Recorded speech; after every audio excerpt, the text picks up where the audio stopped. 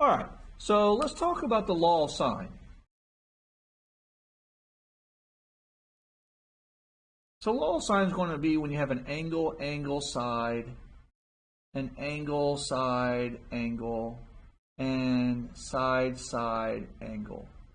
So notice between law of sine and law of cosine, the one thing I don't have up here is an angle, angle, angle. If I just give you three angles, there's no way you can calculate the sides simply because of my angle, angle singularity postulate. There's an infinite amount of triangles that would be able to be formed from three angles that add up to 180 degrees. So there's no way we could actually calculate the sides based on just the angles.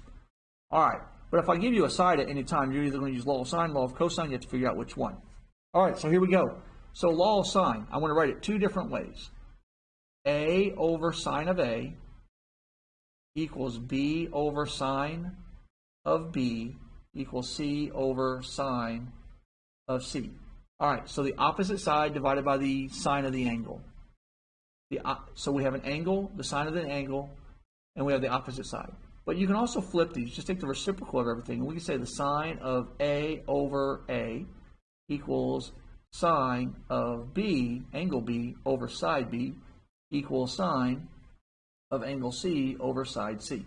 So either one of these work is perfectly fine. And this is law of sine. So let's work an example of law of sine. All right, so I'm giving you a triangle here, and this is going to be an angle, side, angle triangle. The reason why it's angle, side, angle, I have an angle, then a side, then an angle. My side is in between my two angles. And this tells me I can use law of sine, and I need to find x and y. But I have a problem, because law of sine says I need to take sine of the opposite angle and divide it by the opposite side. I don't have this angle. Well, that's easy enough to figure out. If I have two of my angles in a triangle, well, we know the sum of all three angles of a triangle has to be 180 degrees. So we just simply add these two together, which is 122, and we do 180 minus 122, and I get 58 degrees.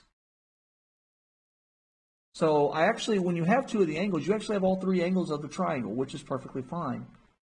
All right, now, I can set up law of sine. I'm looking for a side, so let's do this. I'm going to put my sides on top. So I'm going to do 13 divided by sine of the opposite angle, which is 58 degrees. And that's going to equal, let's solve for x first. X, because my sides are on top, times sine of the opposite angle, which is 62 degrees. From here, to get x by itself, I multiply both sides by sine of 62 degrees, and I get 13 sine of 62 degrees over sine of 58 degrees. That equals x. You just throw that in a calculator, and I end up getting, where is my work? Why did I not write everything down?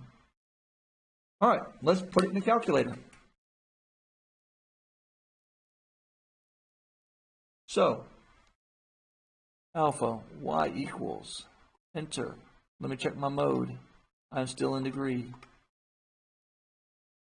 Side arrow. We're doing 13 sine 62.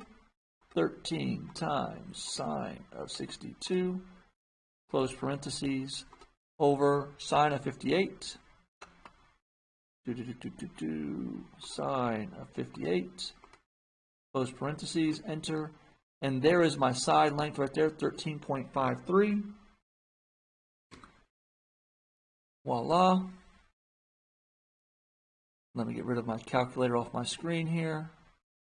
So we have x is approximately 13.53. Well, let's look. 58 degrees is 13. 62 degrees, not very far from 58. So the side should be fairly close. It's 13.53, but it should be bigger than 58 because 62 is bigger. Now, when I solve for my y, I know it's got to be between 13 and 13.5. If it isn't, I did something wrong because this angle's in between 58 and 62. It should be almost like smack dab in the middle. So it should be like 13.25-ish, somewhere in there, without actually have calculated it yet. So what we're going to do is now we're going to solve for y. Now here's what's important. Don't use your approximated value, even though we know the approximated value. Use your given information, the 13, and take sine of 58. So use this part again. So we're going to do 13 over sine of 58 degrees equals my y over sine of the opposite angle, which is 60 degrees. Well, I multiply both sides by sine. I get 13 sine of 60 degrees over sine of 58 degrees. That's going to equal my y. We use my calculator wherever I put it.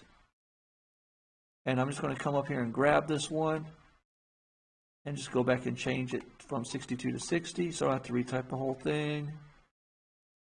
And I get 13.28.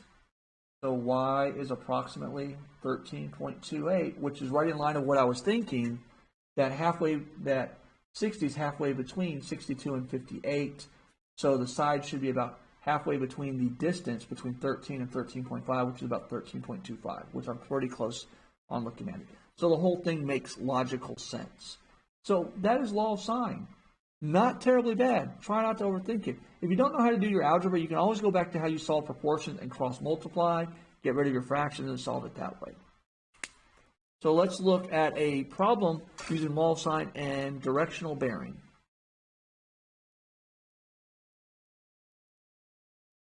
Sorry, I forgot to take my calculator off. So your answer is 13.28. Hi, I'm Mr. Buzzard, and these videos are supplemental instruction for my students. If you found the video enjoyable, make sure you click the like button and click subscribe, as well as the bell for notifications to receive future videos on high school mathematics.